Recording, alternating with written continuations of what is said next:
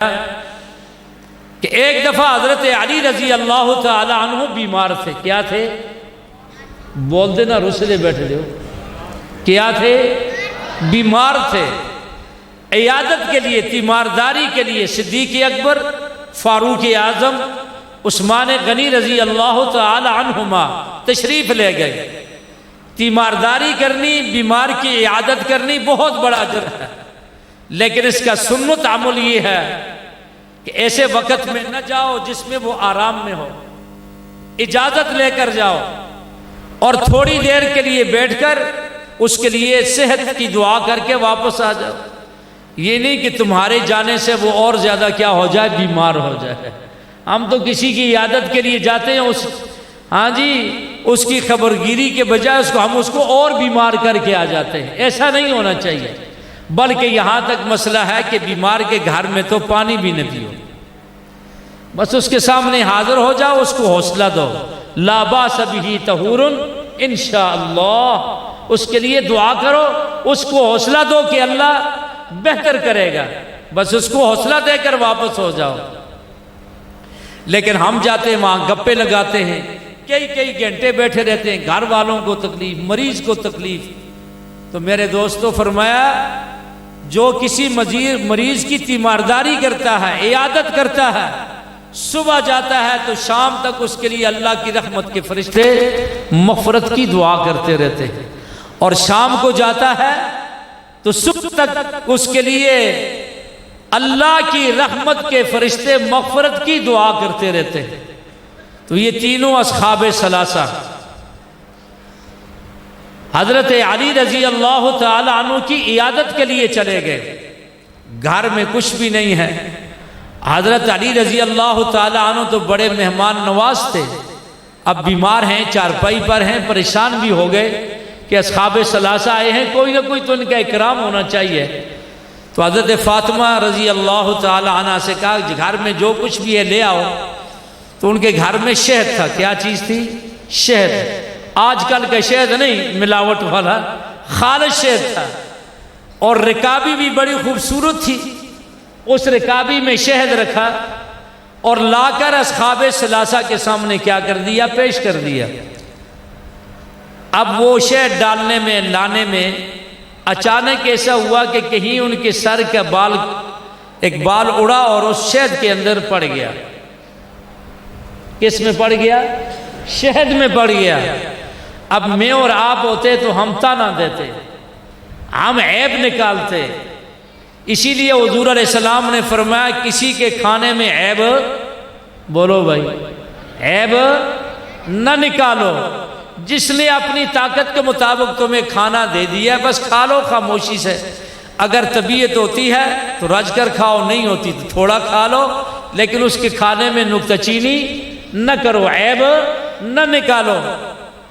اب میں اور آپ ہوتے تو وہ بال دیکھتے تو ہم کیا کہتے؟ وہ جی نالائق ہیں، یہ کیسی عورتیں ہیں کہ سر کو ڈھانپتی نہیں ہیں، اور سر کا بال جو ہے وہ کس میں پڑا ہوا ہے؟ شہد کے اندر پڑا ہوا ہے۔ بھائی یہ اٹھا کر لے جاؤ۔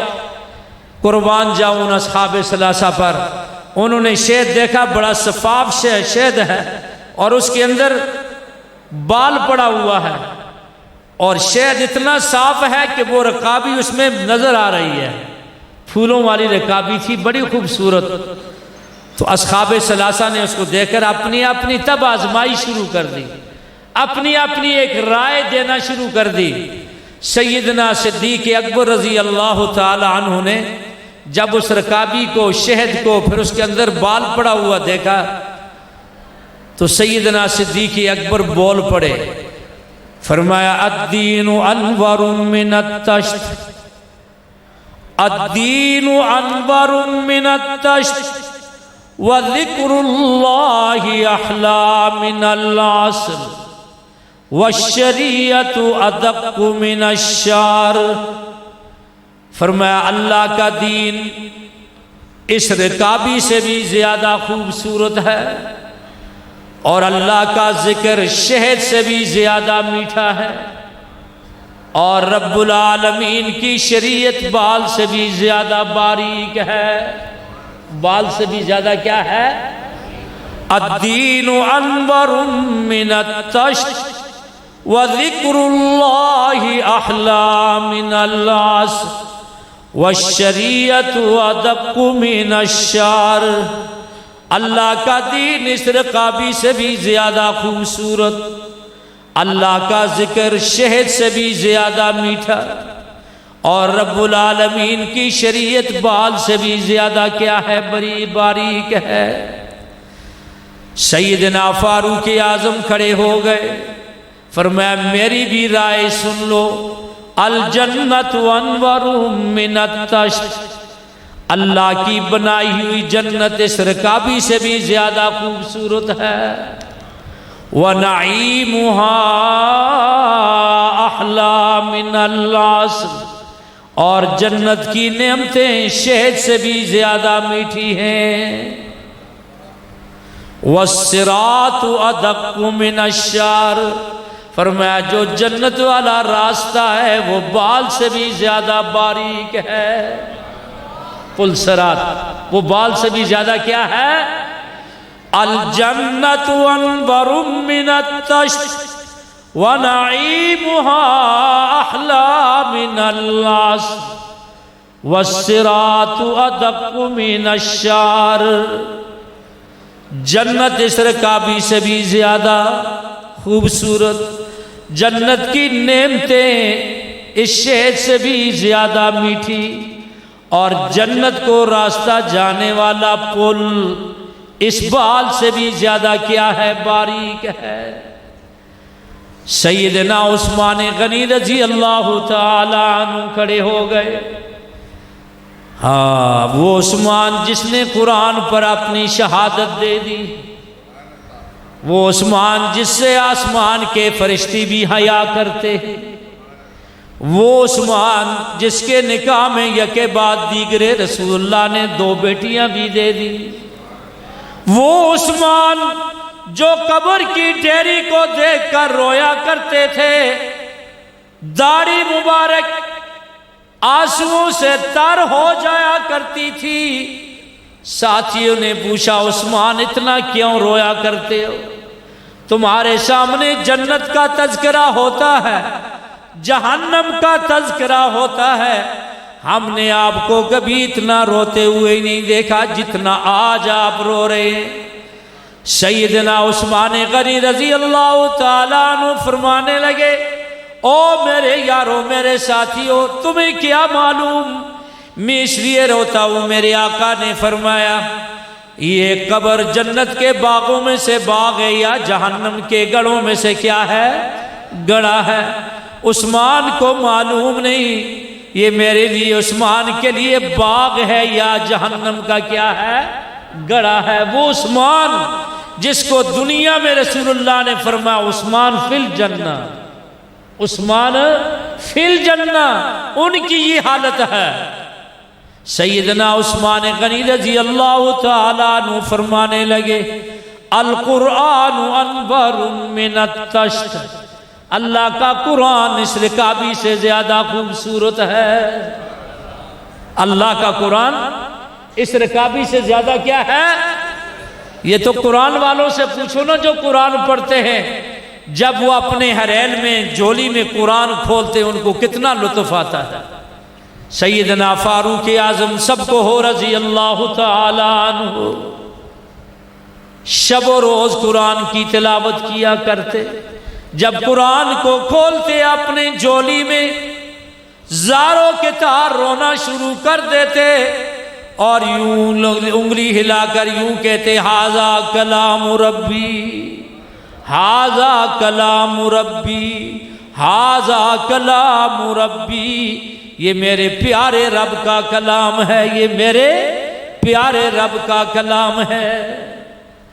سیدنا امام احمد بن حنبل سب کو ہو رحمت اللہ علیہ، رب العالمین کی خواب میں زیارت ہوئی، عرض کیا باری تعالیٰ ایسا عمل بتا دیجئے تاکہ دنیا میں بھی آپ سے ملاقات اور آپ کی زیارت ہوتی رہے۔ رب العالمین نے فرمایا احمد قرآن کی تلاوت کثرت سے کیا کرو جب نماز سے باہر قرآن کی تلاوت کرو گے میں تم سے باتیں کروں گا، اور جب نماز میں قرآن کی تلاوت کرو گے تم مجھ سے کیا کرو گے؟ باتیں کرو گے۔ او قاریو، حافظو، مولویو، اللہ کا شکر ادا کرو۔ میں اللہ کی قسم اٹھا کر کہتا ہوں ساری زندگی ہم حافظ قاری سر نیچا کر گئے، ہاں پاؤں اوپر کر کے اللہ کا شکر ادا کرے، ادا نہیں کر سکتے۔ اللہ نے عظیم دولت دی ہے، عظیم دولت دی ہے۔ اللہ کی قسم دنیا میں اس نعمت اور اس دولت کا مقابلہ دنیا کی کوئی نعمت اور دولت نہیں کر سکتی۔ یہ قبر جو ہے نا بڑی سخت جگہ ہے۔ یہ قبر دن میں 3 مرتبہ پکار کر کہتی ہے انا بیت الدودت، انا بیت الظلمت، انا بیت الوحشت۔ او میرے اندر آنے والے، میں ڈراونا گھر ہوں، اپنے ساتھ ساتھی کا انتظام کر کے آنا۔ میں اندھیرے کا گھر ہوں، اپنے ساتھ روشنی کا انتظام کر کے آنا۔ میں کیڑے مکوڑوں کا گھر ہوں، اپنے ساتھ سپرے کا انتظام کر کے آنا۔ اللہ، مومن مسلمان صحیح عقیدے والا، توحید باری تعالی، ختم نبوت پہ ایمان لانے والا، جس کے اعمال درست قرآن سے جڑا ہوا ہے، وہ بابانگے دہل قبر کو جواب دیتا ہے مجھے کوئی پریشانی نہیں، میرے پاس ایمان کی لائٹ موجود ہے، ایمان کی لائٹ موجود ہے۔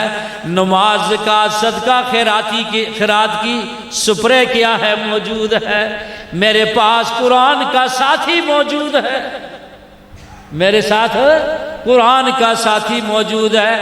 فرمایا قبر میں جب مومن مسلمان کو، صاحب قرآن کو رکھا جاتا ہے، وہاں اس کے لیے اللہ 4 محافظ مقرر فرما دیتے ہیں۔ کتنے؟ 3 سواد اور 1 کاف۔ نماز، روزہ، زکوٰۃ، صدقہ، خیرات اور قرآن کریم۔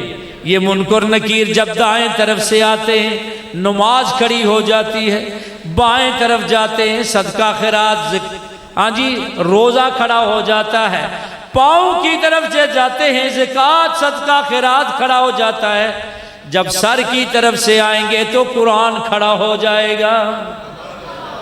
یہ سب مل کر کہیں گے خبردار خبردار، اس مردے کو ہاتھ بھی نہیں لگانا، قریب نہیں آنا، اس نے دنیا میں ہماری حفاظت کی، اللہ نے آج ہمیں اس کی حفاظت پر مامور کر دیا ہے۔ میرے دوستو، یہ قرآن معمولی دولت نہیں۔ ان علماء قرآن، ان بچوں کو معمولی نہ سمجھنا، معمولی نہ سمجھنا، کہیں ایمان ضائع ہو جائے گا، ایمان ضائع ہو جائے گا۔ سیدنا عثمان غنی رضی اللہ تعالی عنہ فرماتے القرآن انور من التشت، اللہ کا قرآن اس رکابی سے بھی زیادہ کیا ہے؟ بولو بھائی کیا ہے؟ ہاں، وَتِلَاوَتُهُ أَحْلَى مِنَ الْعَسْلِ، اور قرآن کریم کی تلاوت شہد سے بھی زیادہ میٹھی ہے، شہد سے بھی۔ ہاں، جو قرآن کی تلاوت کرنے والے ہیں ذرا ان سے پوچھو نا، ان کو قرآن کی تلاوت کے بغیر چین ہی نہیں آتا۔ جب وہ قرآن کھولتے ہیں ہر حرف میں انہیں اللہ نظر آتا ہے۔ کون نظر آتا ہے؟ اللہ نظر آتا ہے۔ فرمایا القرآن انور من التشت وتلاوته احلی من العسل وتفسیره ادق من الشعر۔ فرمایا قرآن کی تفسیر بال سے بھی زیادہ باریک ہے، بال سے بھی زیادہ باریک ہے۔ ہر نتھو خیرہ قرآن کی تفسیر کو نہیں سمجھ سکتا، اور پھر جو بغیر استاد کے پڑھے اسے تو سمجھ میں نہیں آ سکتی، پھر عثمان کو لکھتے وقت وہ خائن لکھنا شروع کر دیتا ہے۔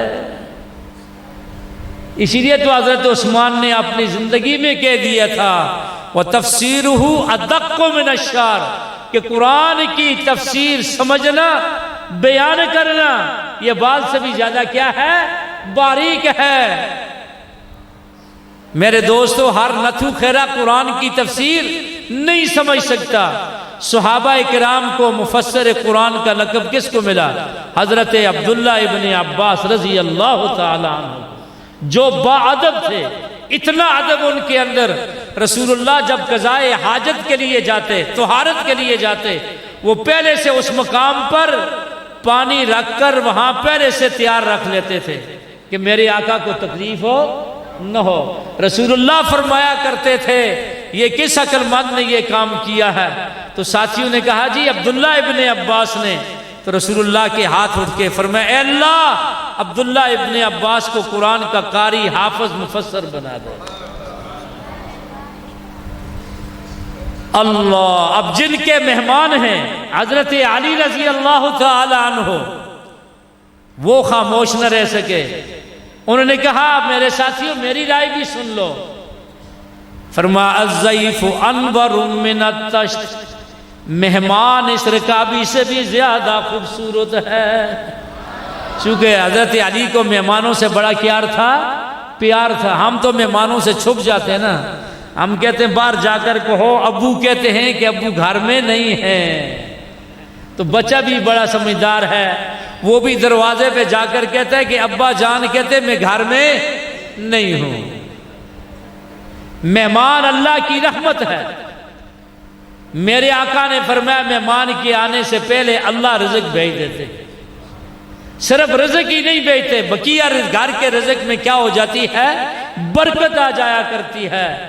اس لیے فرمایا مہمان کے آنے پر تنگ نہ ہوا کرو۔ مہمان اللہ کی رحمت ہے، وہ اپنی روزی ساتھ لے کر آتا ہے۔ سیدنا علی رضی اللہ تعالی عنہ فرماتے ہیں الضیف انور من الطشت، مہمان اس رکابی سے بھی زیادہ خوبصورت ہے۔ آئے ہائے وَكَلَامُهُ أَحْلَى مِنَ الْعَسْلِ، اور مہمان کی گفتگو شہد سے بھی زیادہ میٹھی ہے۔ میرے آقا کبھی بھی مہمان کی طرف پیٹھ دے کر نہیں بیٹھے، ہاں جی چہرہ سامنے کر کے، اور جب تک مہمان بیٹھا رہتا آپ بیٹھے رہتے، کبھی ماتھے میں پیشانی میں بل نہیں لایا۔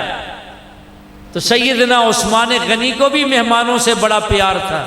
کبھی ایسا ہوتا دروازے میں کوئی آتا، گھر میں مہمان آ جاتا، گھر میں کچھ بھی نہیں ہوتا، اپنے لیے جو ایک روٹی پکائی ہوئی ہوتی نا وہی ان کے حوالے کر دیا کرتے تھے۔ اللہ اکبر۔ فرمایا الضیف انور من الطشت، مہمان اس رکابی سے بھی زیادہ کیا ہے؟ بولو بھائی۔ وَكَلَامُهُ أَحْلَى مِنَ الْعَسْلِ، اور مہمان کی گفتگو شہد سے بھی زیادہ میٹھی ہے۔ تیسری چیز فرمایا وَقَلْبُهُ أَدَقُّ مِنَ الشَّعْرِ، فرمایا مہمان کا دل بال سے بھی زیادہ کیا ہوتا ہے؟ باریک ہوتا ہے۔ اس لیے فرمایا مہمان کا اکرام کیا کرو، اکرم الضیف، مہمان کا اکرام کیا کرو۔ کہیں تمہاری کوئی حرکت، کوئی کیسا فعل جو اس کے دل پر ناگوار گزرے، جب مہمان ناراض ہوگا تو اللہ ناراض ہو جائے۔